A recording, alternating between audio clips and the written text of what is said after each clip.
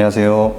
세무법인 스타텍스 윤현웅 대표 세무사입니다. 2024년도 세법 개정안이 발표가 됐는데 이대로 시행한다기보다는 개정안을 정부가 내놓은 거죠. 그래서 이게 통과가 돼야 시행이 될 건데 어쨌든 대부분은 그대로 통과가 될 거예요. 그래서 개정안의 종류와 내용에 대해서 간단하게만 말씀드리고 필요한 내용들은 다음 영상에서 좀 자세히 다루도록 하겠습니다. 우선 통합고용세액공제, 우리 직원을 고용하면 세액공제를 해주죠. 법인 개인 다 마찬가지입니다. 이 통합고용 세액공제가 좀 바뀌었는데 기존에는 어떻게 했냐면 청년 같은 경우 수도권 기준으로 1,450만 원 한 명당, 그리고 비청년 같은 경우에는 850만 원을 세액공제했어요. 이게 통합고용세액공제인데 2023년과 2024년에는 옵션입니다. 즉 기존의 고용중개 세액공제와 통합고용세액공제 중에 유리한 대로 가라. 보통 통합고용세액공제가 유리합니다. 그래서 그렇게 진행을 했는데 요게 또 하나 바뀌었어요. 2025년부터는 어떻게 바뀌냐면 청년 장애인 60세 이상 뭐 경력 단절자, 이거 청년 등이라고 보죠. 청년 등은 수도권 기준 1,450만 원에서 2,200만 원으로 증가를 하고요. 대신 3년이 아니라 2년만 해줍니다. 계산해 보니까 2년만 해주더라도 금액이 더 큽니다. 그리고 지방 같은 경우에는 청년 기준 1,550만 원인데 2,400만 원으로 증가를 해요. 이것도 마찬가지로 2년을 해줍니다. 기존에 3년이었죠.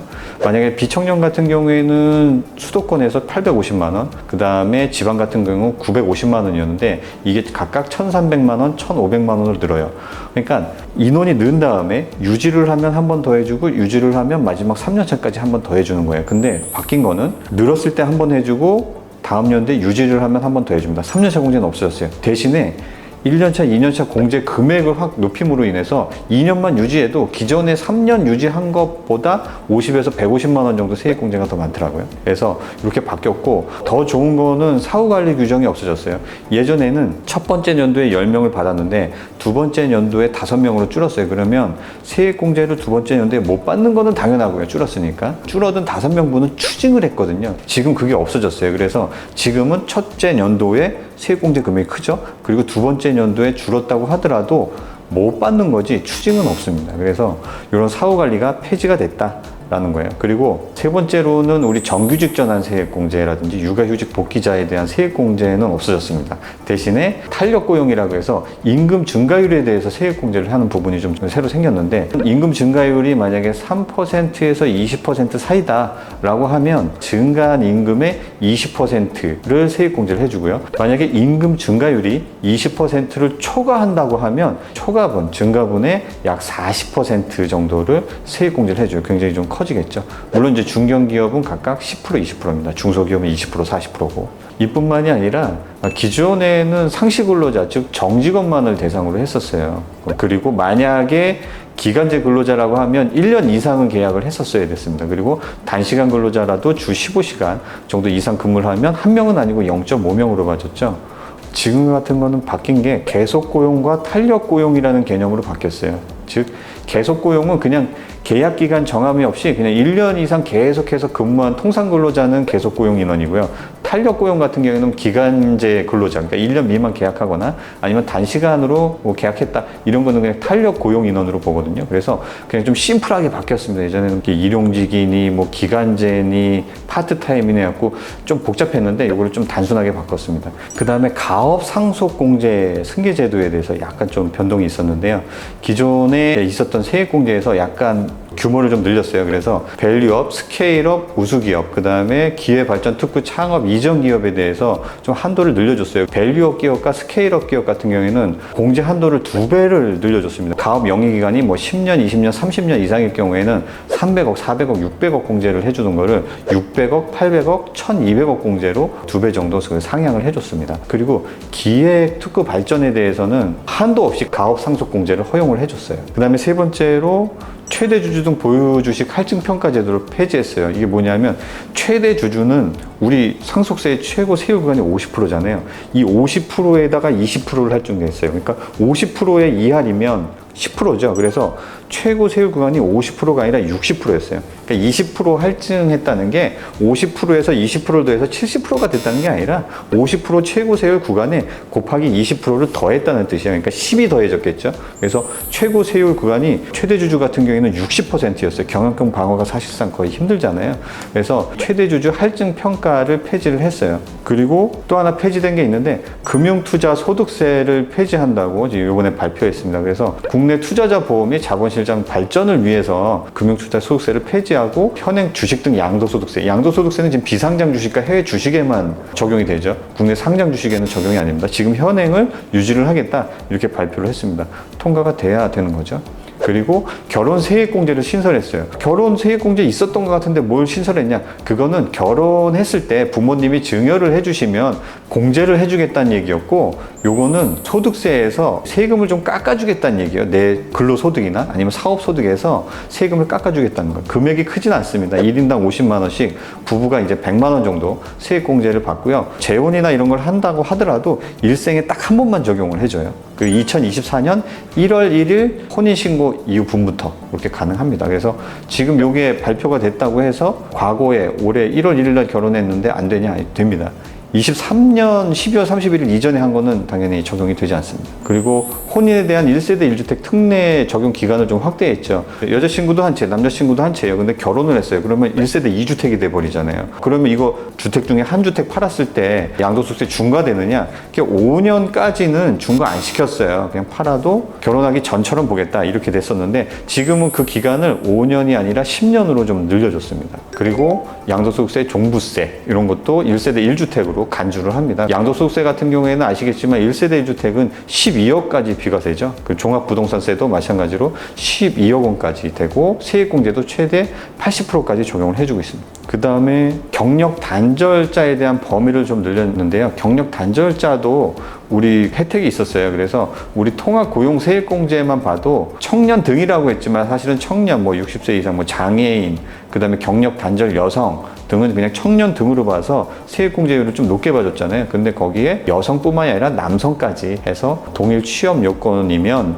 남성까지로 확대하겠다 이렇게 했는데 당연한 얘기겠죠. 그리고 상속세, 증여세 부담을 좀 적정화했습니다. 그래서 물가를 고려했다고 하는데 이제 정부가 말하는 거는 97년 대비 부동산 물가 같은 게 전국적으로 볼 때는 2.2배, 수도권은 2.8배가 증가했다 그러는데 체감상으로는 훨씬 많이 증가한 것 같은데 어쨌든 통계적으로는 그렇다고 합니다. 그래서 상속세, 증여세의 최고 세율 구간을 10% 낮췄어요. 10% 낮췄다는 게 예전 같은 경우에는 1억 원까지 10%, 5억 원까지 20%, 10억 원까지 30%, 10억에서 30억 사이가 40%였어요. 그리고 30억 초과가 50%였는데 지금 30억 초과 50% 구간을 아예 없애버렸어요. 그래서 10억 초과 분에 대해서 40% 세율이 가장 높습니다. 그리고 아까 말했듯이 그 최대 주주 할증과세 20% 추가하는 것도 폐지가 됐다고 했잖아요. 지금 현재 최고 세율 구간은 40%인 걸로 지금 개정안이 올라와 있습니다.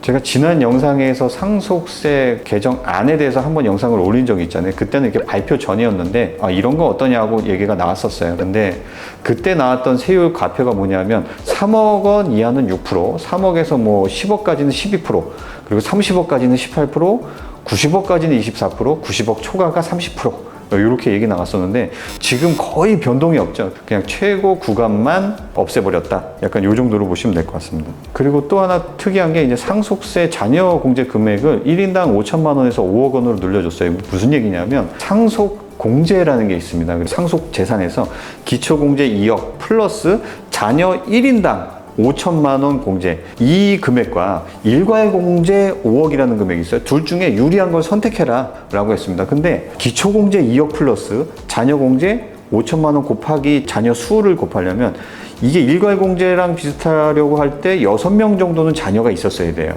그래야 2억 플러스 5천만 원 곱하기 6 하면 3억이죠. 합치면 일괄 공제 5억하고 똑같았어요. 그러니까 대부분의 경우에는 일괄 공제 5억 원이 훨씬 더 컸었죠. 무조건. 자녀를 6명 이상 낳는 경우는 요즘 거의 없기 때문에. 그래서 일괄 공제가 무조건 유리했는데 그러다 보니까 이거 뭐 선택의 의미가 없다, 그냥 일괄 공제가 거의 끝 아니냐라고 보는 거죠. 배우자 공제는 이제 별도고, 지금 자녀 공제를 5억 원으로 상향을 했어요. 만약에 자녀가 3명이다 그러면 5, 3, 15, 15억에다가 기초공제 2억 하면 17억이죠.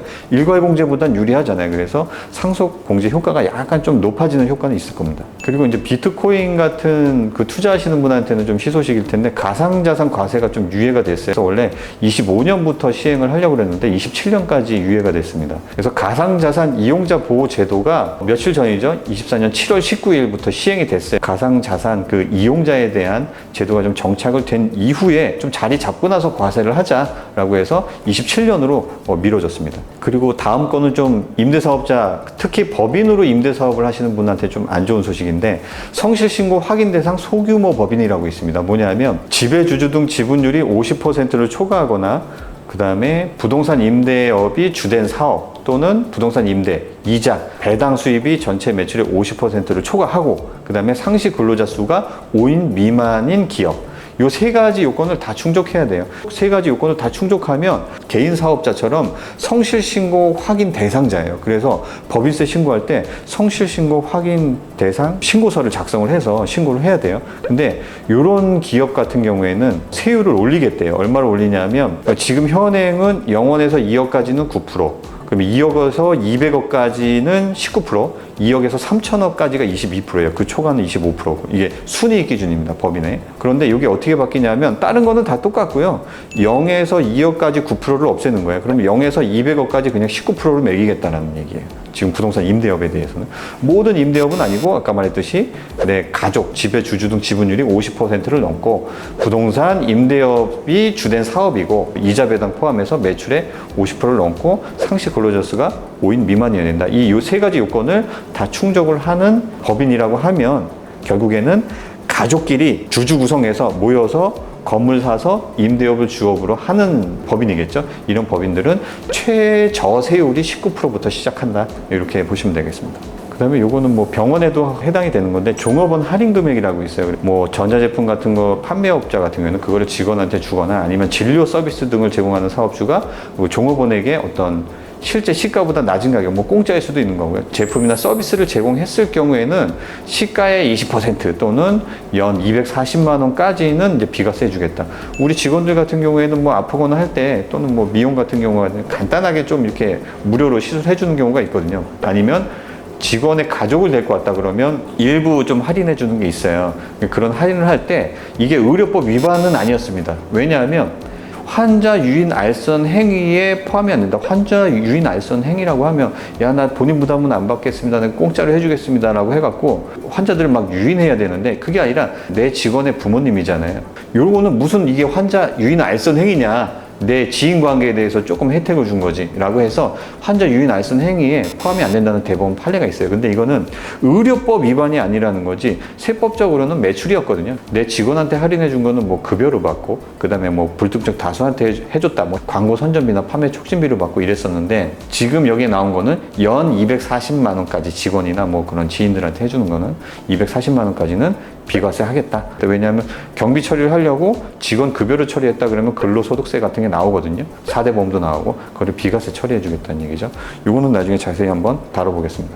그리고 양도소득세 2월과세 적용 대상에 주식을 추가했어요. 양도소득세 2월과세는 뭐냐면, 아버지가 자녀한테 10억 원에 해당하는 건물을 줬어요. 그리고 자녀가 그 건물을 팔았어요. 그럼 양도소득세가 나올 건데, 이걸 좀 줄여보려고 그렇게 하는 거죠. 왜냐면 아버지가 직접 판 다음에 증여를 해줘도 되는데, 그렇게 안 하고 자녀한테 증여를 해줘요. 그러면 그 증여가액이 취득가액이 되는 거예요. 자녀 입장에서는 내가 증여를 해줬으니까 증여세를 일부 내고, 이 자녀는 증여가액이 취득가액이 되니까 이거를 얼마에 팔았다 그러면 판 양도가액과 자기가 증여받은 가액, 요 차액분에 대해서만 양도소득세를 내는데, 이게 직접 아버지가 팔았을 때보다 훨씬 싼 경우가 많았어요. 그래서 양도소득세 2월과세라고 해서 자녀가 아버지한테 증여받은 부동산 등을 10년 이내에 양도했을 때는 이거는 아버지가 직접 팔은 양도세랑 비교해서 더 큰 금액을 물리겠다. 이게 양도소득세 2월 과세인데 여기에 주식은 빠져 있었거든요.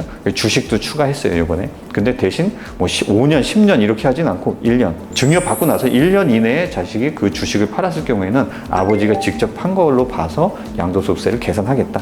이런 내용입니다. 그 다음에 전자기부금 영수증 발급 활성화. 전자기부금이라는 게 전자세금계산서 제도의 기부금 영수증 버전이라고 보시면 될 것 같아요. 그래서 전자기부금 영수증은 왜 생겼냐면 우리가 보통 연말정산할 때 연말정산 간소화 서비스에서 간단하게 다운로드 받아서 회사에 제출하면 소득공제 자료가 거의 대부분 99% 제출이 된 거였어요.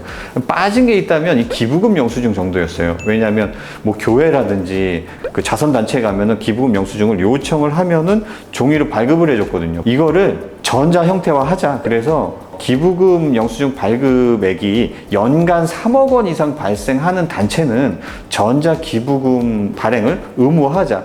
전자 형태로 발행을 해야 연말정산 간소화 서비스라는 국세청 홈택스에 전부 다 집계가 되고 그래야 근로자들이 일일이 쫓아다니면서 그거 받지 않고 간단하게 간소화 서비스 자료 다운로드 받으면 그 안에 기부금까지 다 들어가 있지 않겠느냐라는 거죠.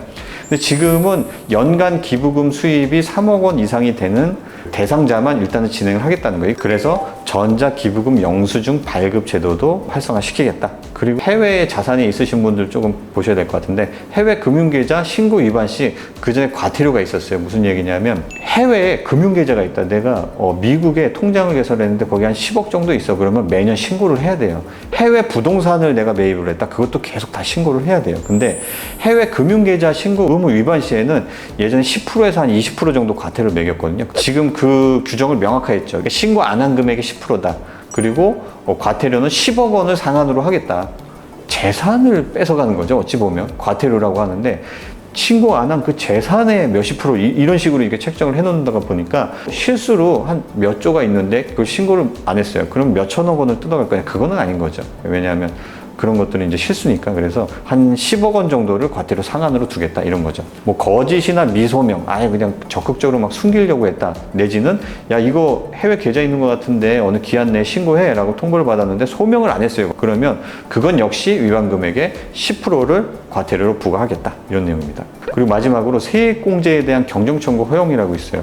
이게 뭐냐면 저희도 경험이 있는데 어떤 IT 법인이었어요. 세액공제를 한 번도 신청을 안 했던 거예요. 처음에 법인으로 개업을 해서 IT 기업이니까 지금 직원을 계속 뽑겠죠. 사람이 자원이니까. 근데 거기에 대한 세액공제, 그러니까 세금이 나오질 않으니까 이제 몰랐을 수도 있는데 거기에 대한 고용증대 세액공제는 어쨌든 세금이 나오든 안 하든 신청을 해놓고 낼 세금이 없으면 적립이 되는 거죠. 이거 향후 10년까지 쓸 수 있는 건데 적립을 시켜놔야 되는 건데 한 번도 그런 것들이 없었어요. 그래서 저희가 경정청구를 대신 이제 신청을 해드렸어요. 첫째 년도에 1억, 둘째 년도에 뭐 1억 5천, 셋째 년도에 뭐 2억 이렇게 해서 금액을 수억 원을 신청을 해드렸는데 여기가 계속 결손이었어요. 낼 세금이 없는 거예요. 그러니까 국세청에서 그때 반려를 하면서 뭐라고 했냐면 나중에 납부세액이 발생할 때 경정청구를 해라. 저희가 볼 때는 받아야 될 혜택을 못 받았을 때 그것을 청구하는 건데 이쪽에서 볼 때는 낼 세금도 없는데 이걸 못하러 수정하냐. 나중에 세금이 발생하면 과거에 이래 해서 요번에도 세금을 납부 안 해야 되니까 이렇게 해주십시오라고 하는 거예요. 근데 지금은 꼭 경력청구가 아니라도 법인세 수정의 개념으로라도 받아줄 수는 있었던 거거든요. 왜냐하면 세액공제 누적액을 신고를 안 했기 때문에 그렇게 반려가 됐어요. 근데 지금 여기에 대해서 개정을 한 거예요. 그래서 현행은 납부세액이 과다 신고된 경우에 한해서 경정청구를 허용했었는데 지금 바뀌는 거는 뭐냐면 납부세액의 변경이 없는 경우에도 세액공제 금액에 대한 경정청구를 허용하겠다. 그러니까 개업한 뒤에 계속 손실이 났더라도 내가 세액공제는 어쨌든 신청은 해놓을 수 있잖아요. 누적을 해놓고 나중에 10년 이내에 세액공제를 하면 되니까 그런 것들도 전부 수정신고해서 경정청구로 인정을 해주겠다라는 그런 뜻입니다. 여기에 대해서 좀 간단하게 지나갔는데 뭐 상속세라든지 나중에 고용증대 세액공제, 통합고용 세액공제에 대해서는 좀 자세하게 따로 다뤄보도록 하겠습니다. 감사합니다.